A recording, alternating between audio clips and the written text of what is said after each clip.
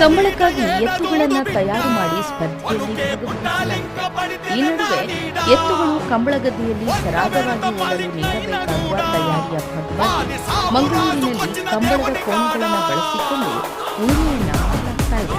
ಇತ್ತೀಚಿನ ದಿನಗಳಲ್ಲಿ ಕೃಷಿ ಮತ್ತು ಜಾನಪದ ಕ್ರೀಡೆಗಳಿಂದ ಯುವಜನತೆ ದೂರ ಉಳಿಯುತ್ತಿದ್ದಾರೆ ಎಂಬ ಅಪವಾದದ ನಡುವೆ ಇಲ್ಲಿನ ಯುವಕನೊಬ್ಬ ಕಂಬಳ ಮತ್ತು ಕೃಷಿಯ ಮೇಲಿನ ಆಸಕ್ತಿಯಿಂದ ಖಾಸಗಿ ಕಂಪನಿಯೊಂದರಲ್ಲಿ ಕಾರ್ಯನಿರ್ವಹಿಸುವುದರ ಜೊತೆಗೆ ಬಿಡುವಿನ ವೇಳೆಯಲ್ಲಿ ಕಂಬಳ ಕೋಣಗಳ ಆರೈಕೆ ಮತ್ತು ಕೃಷಿ ಚಟುವಟಿಕೆಗಳಲ್ಲಿ ತನ್ನನ್ನು ತಾನು ತೊಡಗಿಸಿಕೊಂಡಿದ್ದಾರೆ.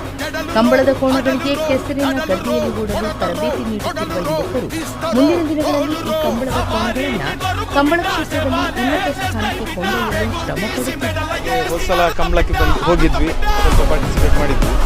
ಈ ಸಲ ಒಂದು ಸ್ವಲ್ಪ ಒಳ್ಳೆ ಪರ್ಫಾರ್ಮೆನ್ಸ್ ಸಿಗಬೇಕು ಅಂತ ತಯಾರಿ ಮಾಡ್ತಾ ಇದ್ದೀವಿ.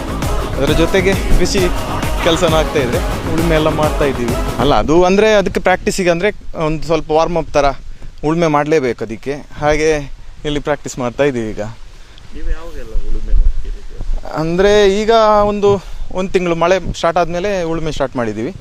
ಇನ್ನೊಂದು ವಾರ ಇದೆ, ಮತ್ತೆ ಪ್ರಾಕ್ಟೀಸ್ ಟ್ರ್ಯಾಕಲ್ಲಿ ಓಡಿಸಿ ಪ್ರಾಕ್ಟೀಸ್ ಮಾಡ್ತೀವಿ. ಒಂದು ವಾರ ನೆಕ್ಸ್ಟ್ ಸಂಡೇ ಪ್ರಾಕ್ಟೀಸ್ ಇದೆ. ಹಾಗೆ ನೋಡಬೇಕು ಪ್ರಾಕ್ಟೀಸಲ್ಲಿ ಏನಾಗುತ್ತೆ, ಮತ್ತು ಅದರ ಮೂಮೆಂಟ್ ಗೊತ್ತಾಗುತ್ತೆ ನಮಗೆ, ಹೇಗೆ ವರ್ಕೌಟ್ ಆಗ್ತಾ ಇದೆಯಾ ನಮ್ಮದು ವರ್ಕೌಟ್ ಮಾಡೋದು.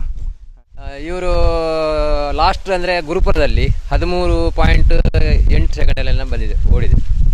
ಕಂಬಳದ ಕೋಣ ಉಳುಮೆ ಮಾಡ್ಬೋದು, ಬಟ್ ಏನು ಗೊತ್ತಾ, ಜಾಸ್ತಿ ಅದನ್ನೇ ಉಳುಮೆ ಮಾಡೋಕ್ಕಾಗಲ್ಲ, ಅದರದ್ದು ಕಾಲು ಸವಿತದೆ.